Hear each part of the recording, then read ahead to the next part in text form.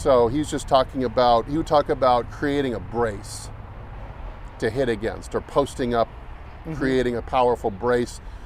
The more powerful of a brace you would create on your lead leg, the harder you could hit. Yes. Without falling back. You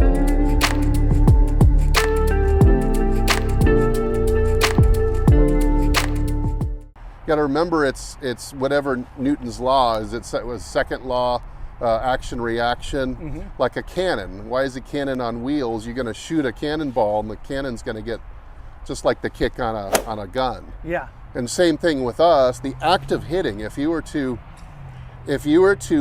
sit on a bar stool, a spinning bar stool, and try to take a swing, as you try to put force down the fairway, you'll spin the opposite way in response, and it'll negate everything you're trying to do. You'll still be able to get, I don't know, I figure I was doing it and messing around with it, maybe 40 miles an hour, 50 miles an hour, but it's a lot of effort just to get a very little amount of speed. It's amazing. You pick your feet up and make it to where you really don't have any base of support at all, and you actually spin the opposite way.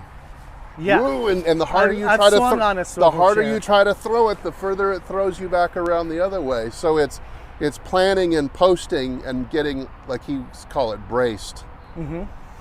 The other image I really like, because a lot of people who might be watching me for the first time, they'd be like, oh geez, I want to puke, this is horrible. He described, I love this image, is that if you think of me as a bowstring, take some kind of Viking longbow that's like 6 feet tall that you plant in the ground. Imagine a bow that big, that heavy duty. I become the bowstring. Yeah. Yeah. And you're stretching all the muscles on this side, and then they contract, and these stretch, and you snap like a bowstring.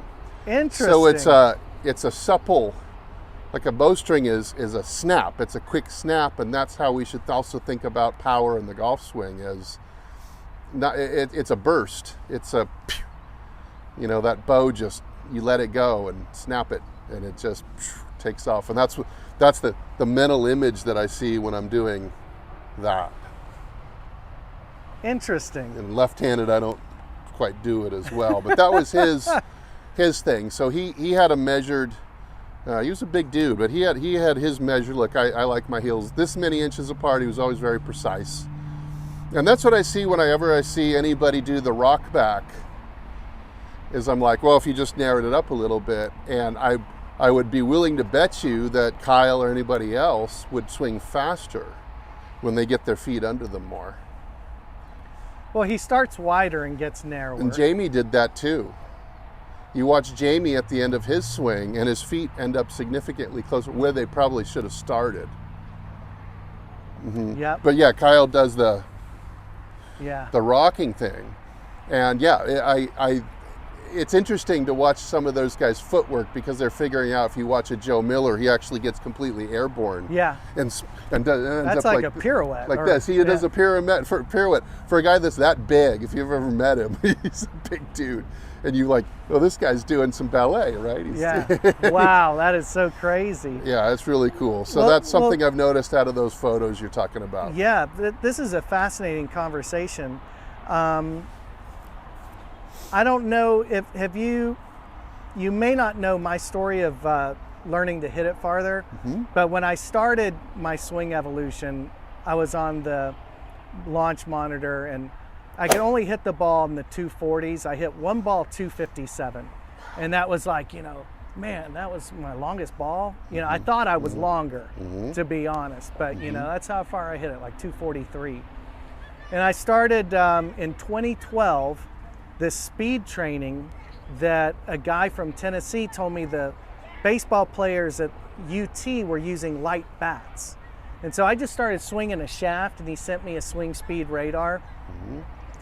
I've never lost that speed once I learned how to do it. I did a review of all the products at the time. There was that big VJ Singh, straight stick with the very heavy that had the little speed monitor. It looked like a thermometer inside of it. They had that one, and they had the David Ledbetter heavy hitter or something like that. And the concepts were all wrong. They were they were trying to make it so heavy, like people were thinking that you would take concepts from weightlifting of overload principle and put it into golf, and you think that it's going to make you faster. And you have it. The guy that you talked to, he had it because we're getting more than anything out of swinging lighter, faster. Right. Because it's not about overload principle and strength. It's about central nervous system coordination.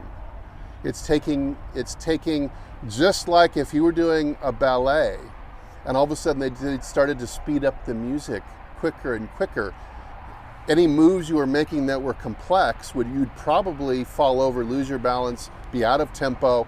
But if you kept doing them, you'd probably figure out a way to do the whole thing at 10% faster, and then 20% faster, and then 30% faster, with repetition. But it would have nothing to do with physiology. It would just have to do with you practiced enough to coordinate it. Yeah. And so the lighter speed is simply allowing you to swing faster, but now you're just coordinating it. It's tricking you. It's a trick for the brain. The way I've at least talked to the people who come to visit me is I say, if you're lifting something heavy, you're struggling to, not drop it on your head. Mm-hmm. A golf club is really light. Mm-hmm. And if you're trying to muscle it, I learned very quickly with that monitor, even though it's not a high quality monitor, when I muscled it, I'd be 8 miles an hour slower. Like, oh, I'm going to hit this one, and I'd get all tense. Yeah. I learned that long and loose and fast is really where it's at. Although Mike would call that supple quickness, not rigid slowness.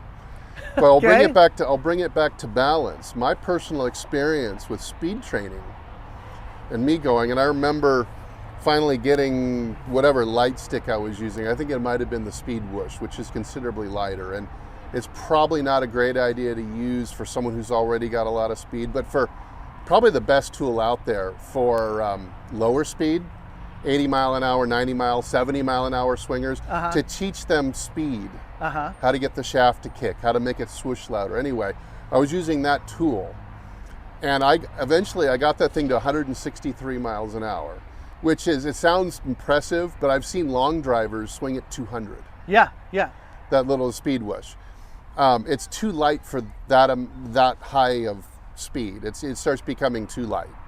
It's not good enough. But what I found in doing it that speed is that any time my balance was compromised at all during the swing, I would lose 6, 8, 10 miles an hour. To bring it back to where you started this in balance, that whenever my balance was solid, that's when the thing would jump. And so it's very interesting. I think the same way, if you were going to be a top slap shot in the NHL, 106 miles an hour, whatever they are, that you'd really have to brace yourself on those ice skates to get that hard of a swing off.